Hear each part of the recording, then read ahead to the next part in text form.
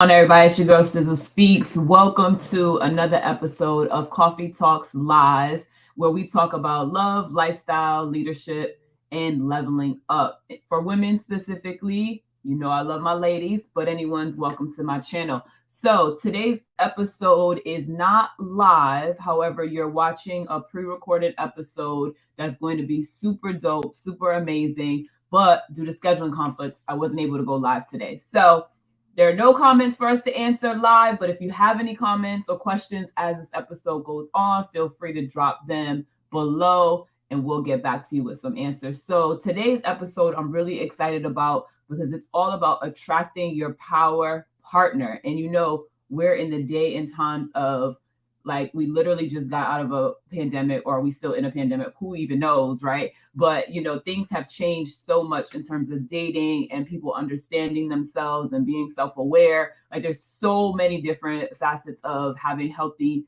really great relationships. So I'm excited to have this conversation today with my guests about how do you attract your power partner and really set yourself up for success when it comes to dating and relationships. So we are covering love today. So I hope you all are ready. I'm going to go ahead and see if my guest is here, and I'm joined today by the lovely Deanna, who actually happens to be from my hometown too. So that's also exciting. Let me go ahead and get her on the stream. Hello. Hey, How are you? I'm doing great. How are Good. you? Glad to have you. Let me turn my volume up. Welcome to Coffee Talks Live. So this is my weekly podcast series I do every week. Thursdays, usually at 4 p.m. we go live. However, you know, this week we are pre-recorded, and I'm just going to go ahead and get my ticker up so people can see what the episode is about. Perfect. So welcome. Tell us a little bit about yourself. What do you do? Where are you from? Well, I'm from Boston, so we have that in common. But I'm currently living in Dallas right now. I am an author, a relationship coach. I own a relationship coaching business, Love Coverage, and I'm a love attraction expert. So, all of my endeavors right now are really centered around education regarding like how do you attract transformational love into your life, your power partner. So that's what I'm focused on now. I love that. And like in today's day and age too, hold on, how can I get this where it's like I need to get like a virtual background clearly, but in today's day and age, it's like people really care about three things. They care about health, wealth, and relationships. And so Yes. relationships are so important. For me, I feel like relationships are the foundation of a really great life, and living a really amazing life really boils back down to the relationships and the quality of the relationships that you have, whether you're in a dating relationship or you have friends that you're in a relationship with. You know, like it really comes down to how do you be your best self in relationships, and how do you attract your best self, vice versa. So I wanted to talk about attracting your power partner because I believe it's really important, especially for women, to understand how we can attract our power partner. What are some things that we need to work on, and then what are some things that we should be looking for? So talk to us about what like your definition of a power partner is. Like, what does that mean? Yeah, absolutely. I think it's important to know that everyone's definition of a power partner might be different. So this is mine. I like to share it, but I do like to give that disclaimer so that people understand love is an individual journey. There are particular things that we all could do, but no one's journey is going to look the same. So my definition of a power partner is an individual that is aligned with your God-given assignment, gifts, and desires. So their presence enhances your entire life. And what makes them a power partner is the love that you experience with this partner is not just romantic and fulfilling, it's transformational and life-changing. That's deep. Yes. That's deep. So Yeah. it's almost like it's almost the idea of finding someone that you align with on every level. But you know, does that alignment happen naturally, organically, or is that something that needs to be taught? So I think that's like one of the biggest misconceptions about love is that, oh, it should happen naturally. Like this whole love at first sight, like, Yeah. no, you don't even say it's love at first sight until it's years down the line. And you're like, it was love at first sight. You never say it in the moment. Right, So right. we really need to get away from this thought that love should just happen. It happens naturally. No, you vibe with somebody naturally. You can lust for somebody naturally, but love needs to be cultivated through intentional action.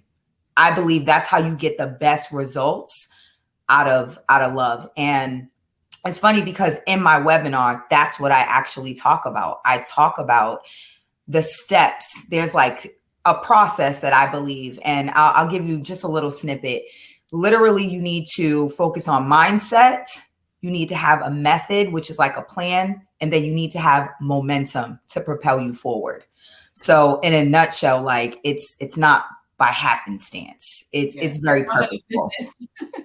It sounds like a business, like mindset, method.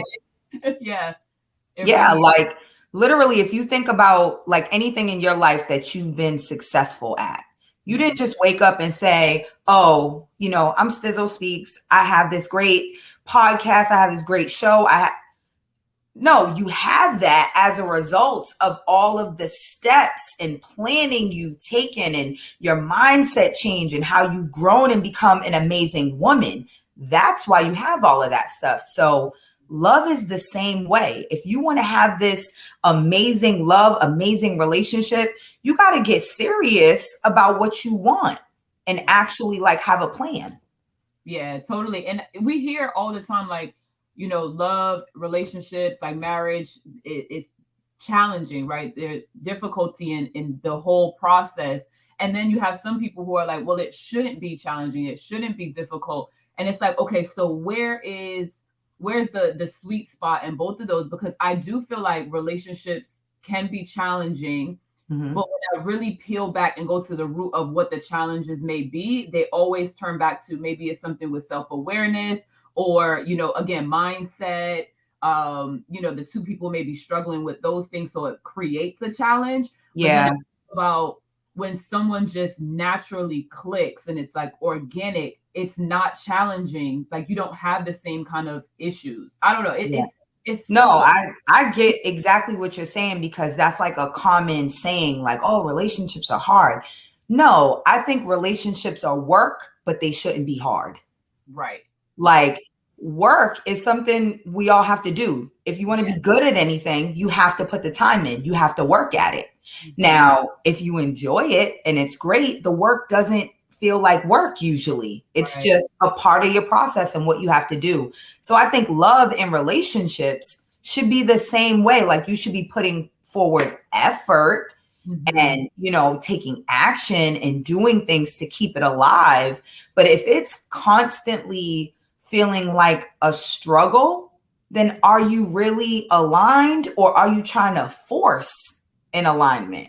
Right, right. That's a good point. And I think that goes back to your earlier point when you talked about lust, because Yeah. a lot of people end up in situations where they think they're in Yeah. alignment with someone, but they're really in alignment with that lust of flesh, you know, Yep. the mind or whatever that may be. Yeah. And that's a big hurdle to get over for some people is really identifying the difference. So like, I mean, break that down for us, actually, the difference Yeah. in lusting your partner versus actually loving and attracting that power partner. Yeah. Well, I think with lust, I mean, it's pretty natural. Like if you see a person and they look good to you and you're attracted to their appearance, you have natural human urges that are going to happen.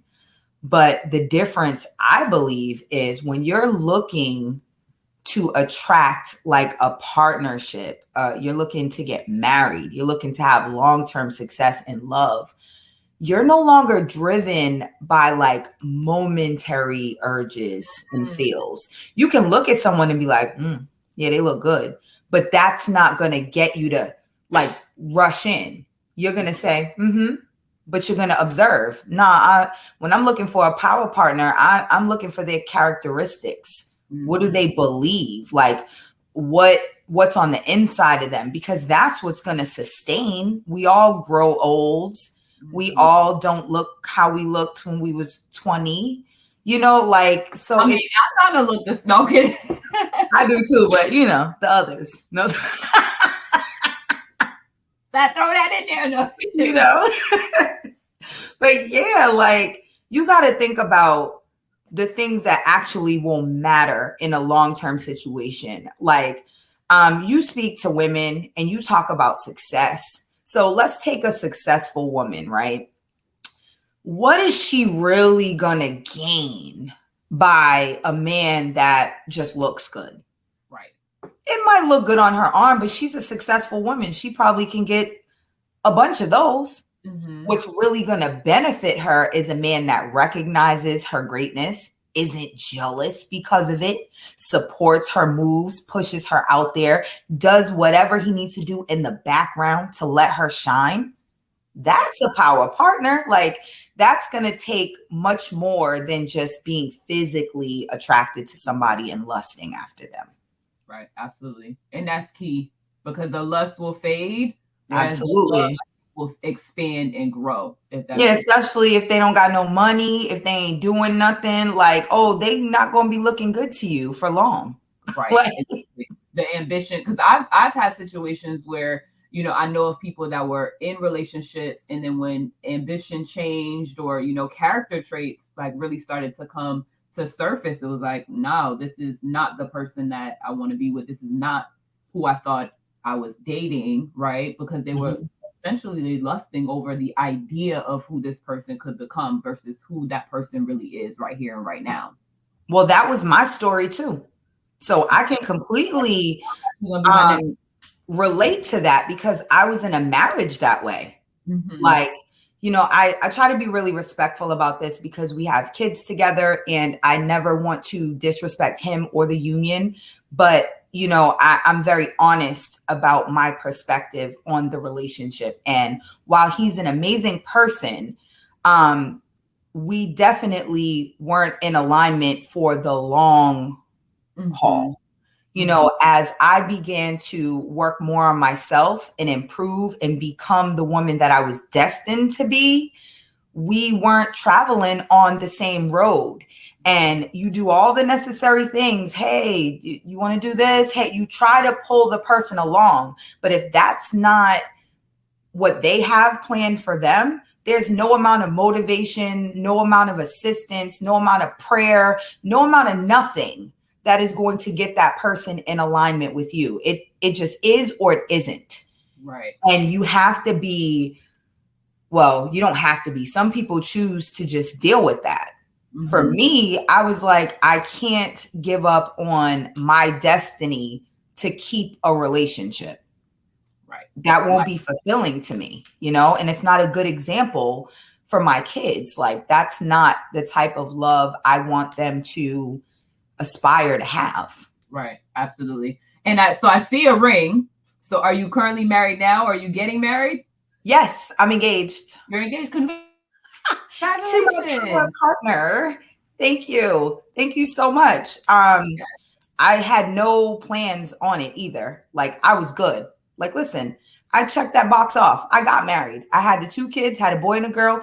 Thank you, Jesus. Like, I'm done. I can be okay. I'm cool by myself. Yeah. But as I was doing the work, I just attracted the person that would just enhance every area of my life to the point that I couldn't say no. Like, I was definitely like, nah, I'm chilling. Like, I'm good. Let's just be friends. Like, yo, you cool. Like, let's be cool. We could do that. But the more I did that, the more it was like, dang, this person just brings so much to my life. They are supporting everything I'm doing. This is natural. He doesn't want anything from me. He's just showing up as himself. Like, this is just him outside of me. And that, man, ladies, that's what you want. Instead of trying to, like, be attracted to somebody and try to make them fit into your box, just be you. Do what you're doing. Like, be on your road, be happy with yourself, and just allow yourself to observe men. And the man that just is what you want, that's your dude. It will be so much easier and so much more enjoyable if you just wait for that dude, because you won't have to do nothing. I'm telling you, like, it's so easy and relaxed and fulfilling and happy. I've never experienced this before, ever. And now, would you say, because people say, you know, all the time, you attract who you are, right? Mm-hmm. And would you say that it takes for the woman to be in a position where she is in her authentic power, right? And knows what she wants and what she's looking for in order to attract that? Or is it a situation where, you know, they also say opposites attract? So can someone who is not fully in their power, or maybe not fully healed, because we hear that all the time, which I think healing is a process, it never ends, but you know, someone who isn't in that position of power, can they still attract a power partner because maybe that person is seeing something in them that's missing, sort of say, if that makes sense? So I'm going to say a couple of controversial things. I like controversy. It's fun. Leaders are controversial. Okay, good. I believe that when opposites attract, it's because there's a lack, or it's just fun. It's just exciting. And that's okay too. Like, there's a place for everything in life. You know, they say like whole phases, they say different things like that. I believe you have to go through just different phases in your life to complete you as a person. Like you said, healing, that's a continual thing. You're never fully healed. I think you just evolve and you get to be a healthier version of yourself. But opposites, I wouldn't recommend building a life on that unless you were opposite in ways that weren't the important factors. You're still in alignment for values, principles, like the things that you build a life on. Those have to be, if they're not similar, they have to be aligned. You have to at least agree on those things. You might go about them different because you have different styles, and that's okay. But you got to be aligned on the important things. That's not a time to be opposite. Opposite is for fun. And usually it distracts you and it detracts from what you're trying to do. It doesn't attract the way we think it does. Right. I mean, that's a good perspective. Controversial or not, it's a great perspective, because I could totally see two people who are different aligning because of the lack, right? And so I may lack focus, and then I'm aligned with someone who's hyper focused, but it's still a train wreck, because that person who's hyper focused, if that's what they value for their career or their life, the one who's not focused will eventually no longer be attractive. Yeah, it'll be draining. You know, on both ends. So it's not like good or bad. You gave a really good example, because the person that's like hyper focused, they're probably going to try to bring the other person up for a long time. Like, oh, I can motivate them. I love them. So, you know, let me just do all this stuff. And the other person who isn't hyper focused like that, they're going to try to meet those needs. So they're going to try to be someone they're not. So we have two people like trying to do this thing, right? Eventually, you're going to get tired of that. You're going to be like, that's not really who I am.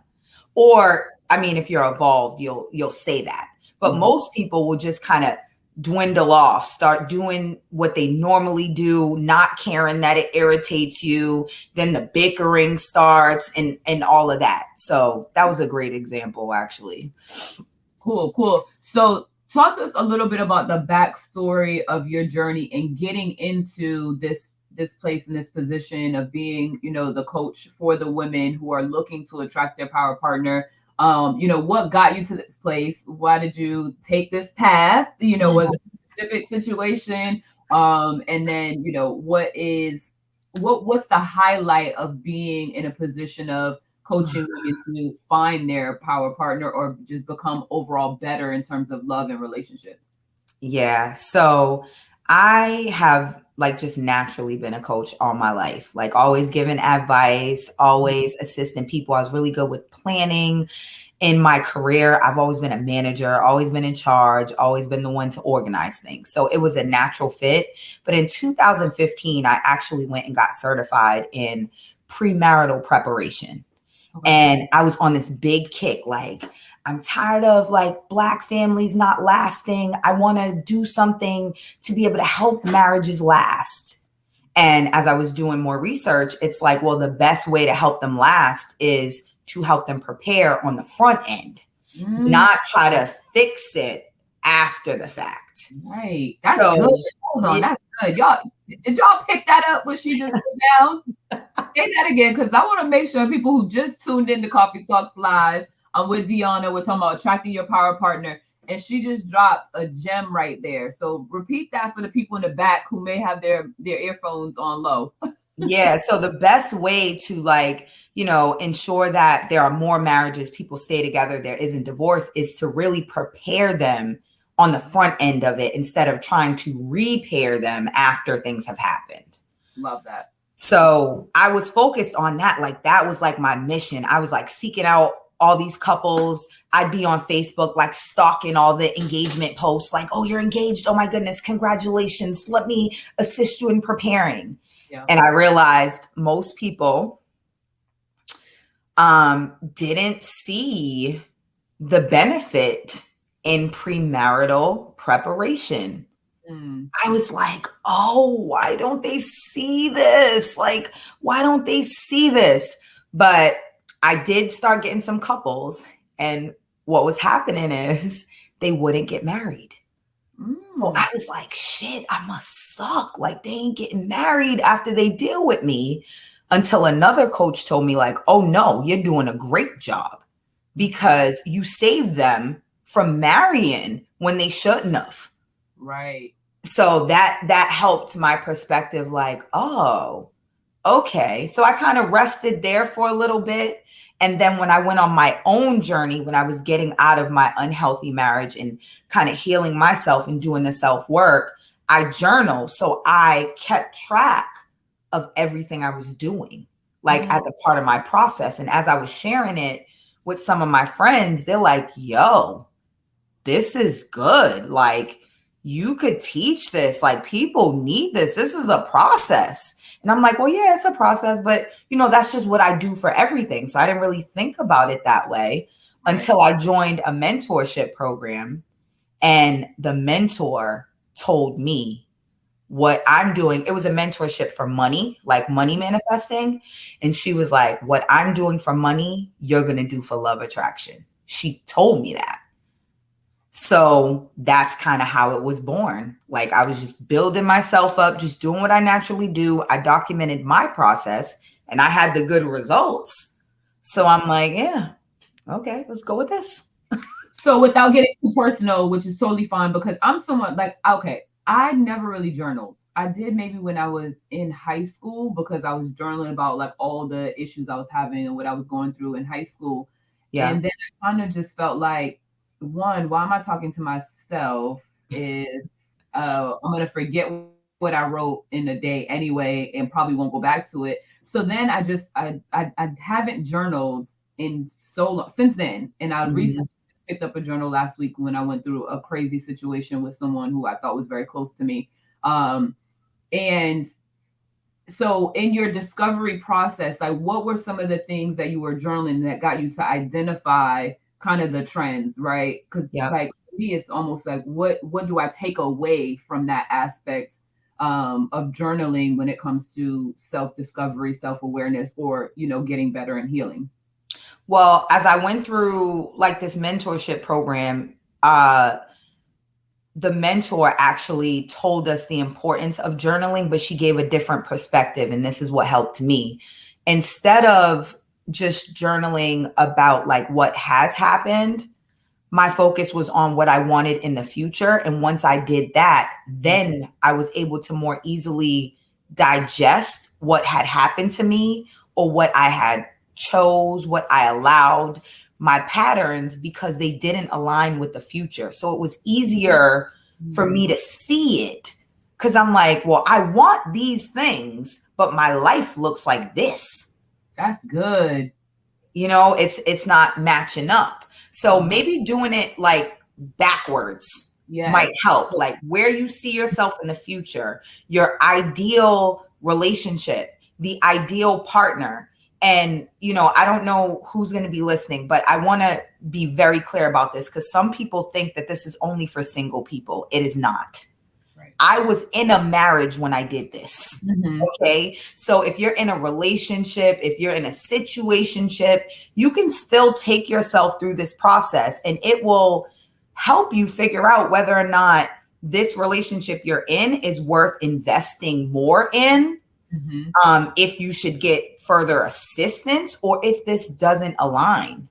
Like, so please be open no matter what your relationship status is. Yeah, I love that. That's a good point because, you know, I think too, far too often, some people tend to stay in relationships that they shouldn't be in for fear of maybe not finding someone else that has pieces or parts of that person that they really like. Yeah. Or the big one is children. Like, people stay in relationships that are clearly not for them. Yeah. And I don't have children, so I tend to not speak on it because I will. What am I to say, right? But deep inside, I'm just like, why? You can't stay with anyone if it's not fulfilling because life is too short. And so if someone's watching right now, because you can speak from that perspective, and they're in a situation where they haven't attracted their power partner, they're with someone who's not necessarily the best for them in a relationship, but they're staying for a reason like children or family perspective, whatever. So have you, what's your advice? Oh, this is really like emotional and I'm going to try like my best. Because you're so right. There's so many women that feel obligated, to stay. They tell themselves things like, well, I chose this person. You know, I chose to have a child, so I just have to work this out because this is the child's other parent and they deserve to have two parents. Let me tell you, for one, you're not hiding anything from the kids. They know. They absolutely know. My daughter was 4 years old, and this was like right at the beginning of the pandemic. And I was working from home and my husband at the time was like watching the kids while I worked because I had the better paying job at the time. And my daughter knocked on my door. She's 4 years old. She says, Mommy, I just miss you so much. And I'm giving her a hug and I'm like, oh, I miss you too. You know, but Mommy has to work. And she's like, Mommy, why do you work all the time and Daddy gets to play and go outside? Like her view of what was happening was he got to have fun. He didn't really have the responsibility and I couldn't be there with them because I was always responsible and doing work. And, you know, I'm not going to get into the details of it, but that what she saw was true. She saw me carrying a lot of the weight and responsibility of the relationship. And she's 4 years old and was like, something don't seem right about this. Yeah. And that broke me. It broke me because I thought I was doing a great job of hiding it from her, hiding my pain, hiding my disappointment, hiding all of that and just projecting, oh, we're a happy family. And I thought I was doing a really good job, but I was not. Right. And so my advice to women that are in situations where they have kids, and whether you're in a marriage or not too, like I'm not an advocate for divorce. I am an advocate for marriage and doing the work. But, and this is a big but, if you are in a marriage that is not growing, if it's not alive, if it brings more sorrow than it does happiness, you need to either make sure you get some assistance with that and try everything or decide to part ways. I'm going to tell you this. So you women who have children, please know that you being happy and healthy is really the best thing for your kids. It literally is. It will give them a better mother, and it will show them a better outlook on life and how they should go about their happiness. Right. Absolutely. And I couldn't agree more. Children pick up on everything. Everything. Quicker than you believe. Yes. Very young age. So that's great advice. So the 3 keys to attracting love. Yes. I wanted to talk about that a little bit because I want to make sure anyone who's tuned in understands there's keys to attracting love, what they are, and then we can go ahead and let everyone know where they can find you, tell them a little bit about your book, etc. Absolutely. So there are 3 keys to attracting love. You have to have a certain mindset. You have to have a method, which is a plan in which you're going to go about it. And you have to have momentum. Now, in my webinar, it's free to come because I want everybody to get the information. But if you're like me and you like, VIP, you like the exclusives, you can upgrade for $47 and get an additional hour where it's a private Q&A. You can also bring a friend for free. So you can definitely upgrade. Oh, yeah, for only $47. For only $47. It's nothing. Wow. Drop in the bucket. Drinks for you and your friend. Right. If you're paying attention, I'm going to put it in the description box. When's the webinar? It's May 12th. So Thursday, May 12th at 11 a.m. Central, 12 p.m. Eastern, and 9 a.m. Pacific. Now you got me on my Pacific time. Girl, it took me a while to figure out this. I was like, wait, +2? Yes, plus minus. I have members who are in Central time, and I'm like, wait, my VP's in Central, so she's like, okay, meeting at this time. I'm like, what time is that again? Yes, girl, it's crazy. So yes, I review that. I talk about what mindset you should have, and I give you the examples. I kind of walk you through it, make it very easy so you can apply it to your own life. And then I have an actual method for you to follow. So I'm not just giving you generalizations. I give you an exact step-by-step kind of plan, and it's all about yourself. So it's nothing about no voodoo on nobody else or trickery or none of that. It's all tangible self-work that you can do. Love that. I might have to pop up in there myself because homegirl needs to figure it out. But I've asked God to align me and keep me let me know I'm walking in my purpose, right? Yes. Yeah. Also get rid of the distractions because I'm a Gemini, so I'm literally distracted. Oh, so you can get it from all angles.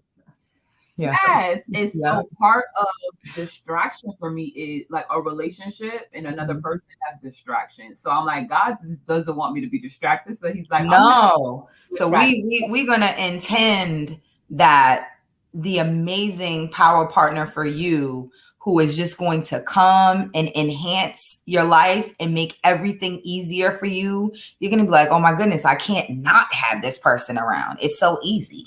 Yeah. And my love language is quality time. So it's just a pure disaster. All around. All around. Yes, listen. Okay, so really quick before we let everyone know where they can find you on your social handles or website, etc. One thing I do on Coffee Talks all the time is I ask each guest on your coffee break, what does Deanna do? Ooh, on my coffee break, I'm usually in my phone, like typing what I'm going to put in my memes. So that's what I do on my little breaks. I break out my phone and I'm like, I had all these thoughts. Let me capture them because I'm a creative. So I'm always thinking and I always feel like I'm going to lose my thoughts. Mm-hmm. So I'm always taking those free moments in my little breaks to document my thoughts like that. I love that. All right. So if you guys are just tuning in, this is Coffee Talks Live with Deanna. She is a beautiful and amazing coach and can teach you about how to attract your power partner and do it the right way so you don't have to worry about getting stuck later. And so she has a webinar coming up May 12th. I will link the information in the description box below so you have it. But Deanna, let us know where we can find you on your social handles so that we can stay in touch. So the easiest way is Instagram. Like that's where I'm at primarily. So that's Destination Dionna, and Dionna. The word destination and Dionna.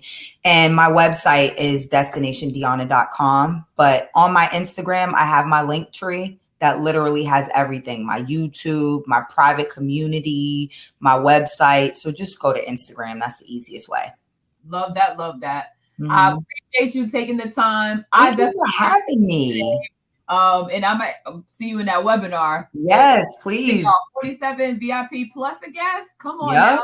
Giving this away for free. So hello. Take advantage while you can. Appreciate you so much for being on. We're definitely going to have to run this episode back on a live moment. Yes.